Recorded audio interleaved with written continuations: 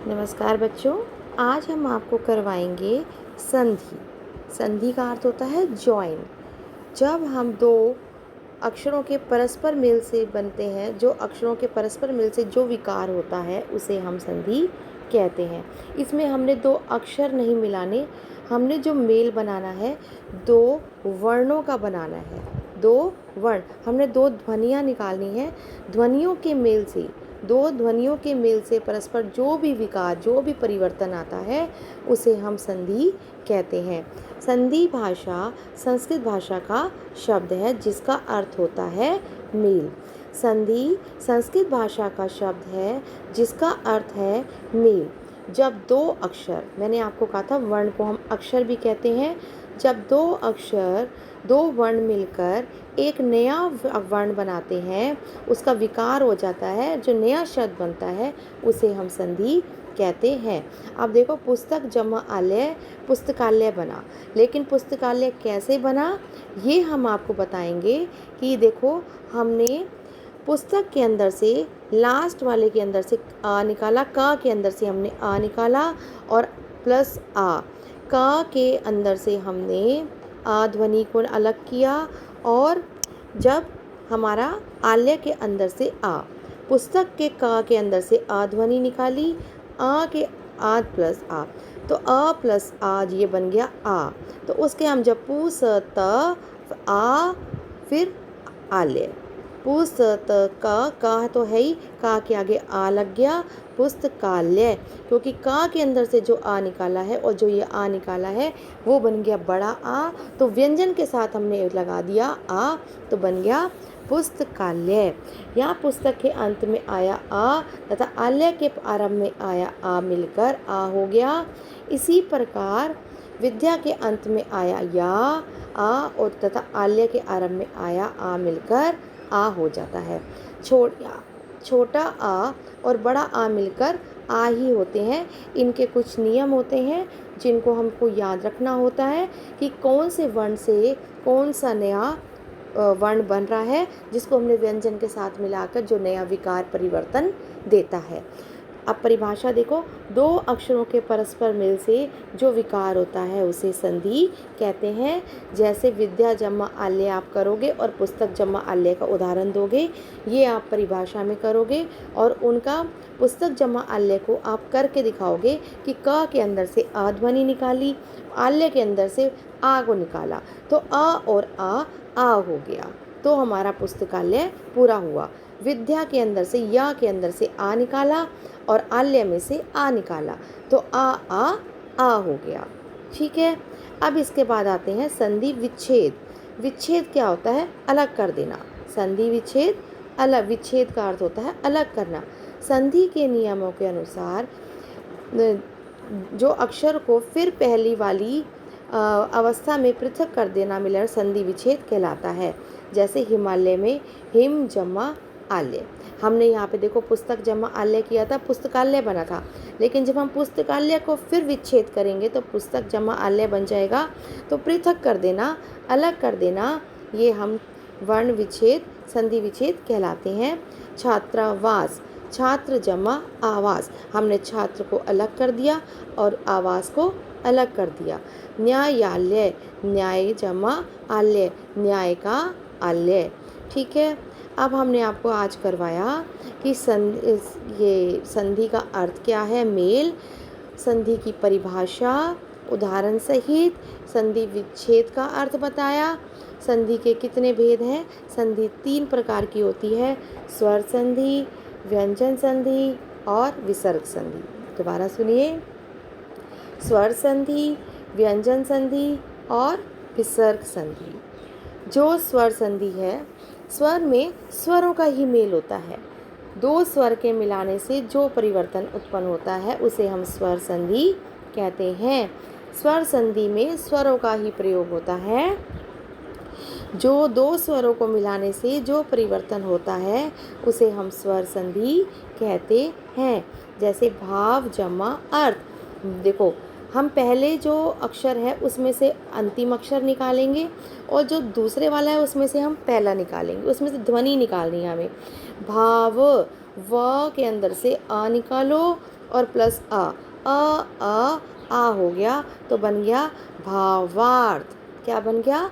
भावार्थ। नियम जमा अनुसार म के अंदर से अ निकाला और देखो माँ के अंदर से हमने माँ के अंदर से आ निकाला और आ तो आ हो गया। यहाँ पे नियम अनुसार। तो यहाँ पे देखो स्वर संधि के 5 भेद हैं।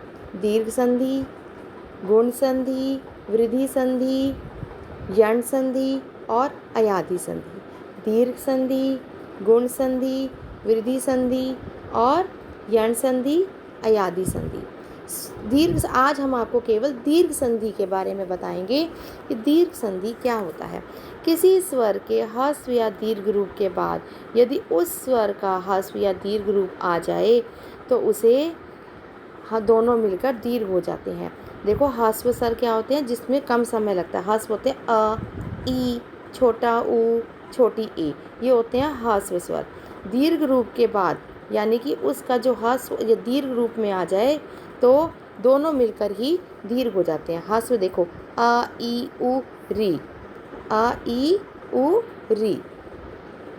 उसके बाद दीर्घ में आते हैं आ, ई, उ, ए, ओ। जब ये दोनों आ जाएं, जब ये दोनों मिल जाएं तो बड़ा ही बनता है, बड़ा ही आता है।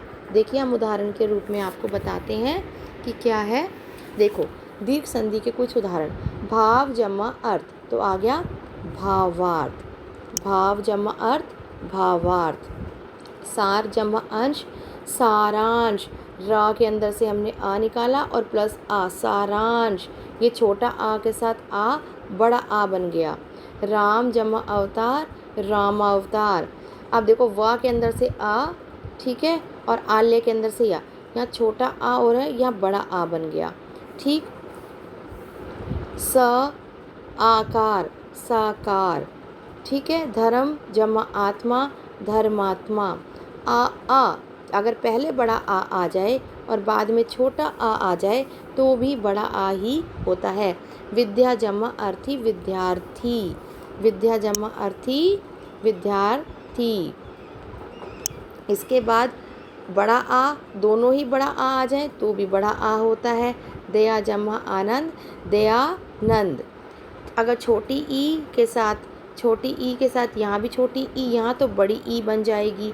कवि जमा इंद्र, यहाँ पे मात्रा ई है तो यहाँ मात्रा चेंज हो जाएगी, बड़ी ई की मात्रा आ जाएगी। इसके बाद ई आ जाए यहाँ छोटी ई मुनि में, यहाँ बड़ी ई आ जाए तो भी बड़ी ई बनेगी, यहाँ पर बड़ी ई की मात्रा आ जाएगी। यहाँ अगर पहले में शची बड़ी ई की मात्रा है, यहाँ छोटी है तो भी बड़ी मात्रा ही आएगी। अगर दोनों में ही बड़ी है तो तब भी बड़ी ही आएगी। जैसे सती जमा ईश सतीश। सती जमा ईश सतीश। अब देखो यहाँ भी धर्म जमा अर्थ धर्मार्थ। हम आपको केवल आज दीर्घ संधि करवाएंगे। दीर्घ का अर्थ होता है बड़ा। तो सारा जितना भी है, चाहे वो छोटे के साथ बड़ा मिल रहा है, चाहे बड़े के साथ छोटे मिल रहा है ध्वनि, चाहे दोनों बड़ी मिल रही हैं, चाहे दोनों छोटी मिल रही हैं, आपको बड़ा ही बनाना है। स्व जमा अधीन स्वाधीन। स्व जमा अधीन स्वाधीन। देखो आ हो गया। छात्र जमा आवास। छात्र में से अ निकाला, त्र में से और आ छात्रावास। सत्य जमा आग्रह। आ सत्या तो या के साथ लग गया आ।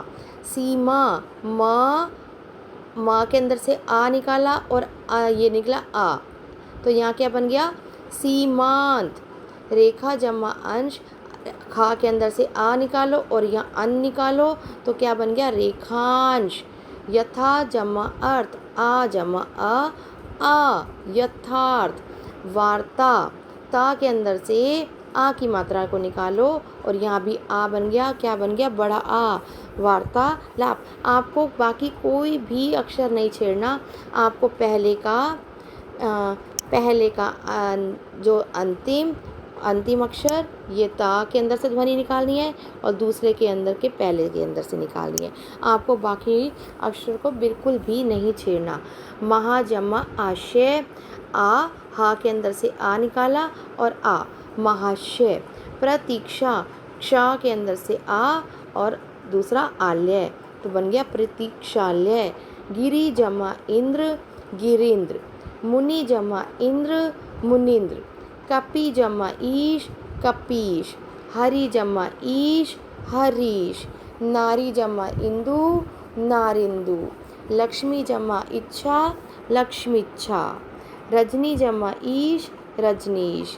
नारी जमा ईश, नारीश। सु जमा उक्ति, सुक्ति। लघु जमा उत्तर, लघुत्तर। देखो बड़े ऊ की मात्रा है, ऊ है तो ऊ, ठीक है।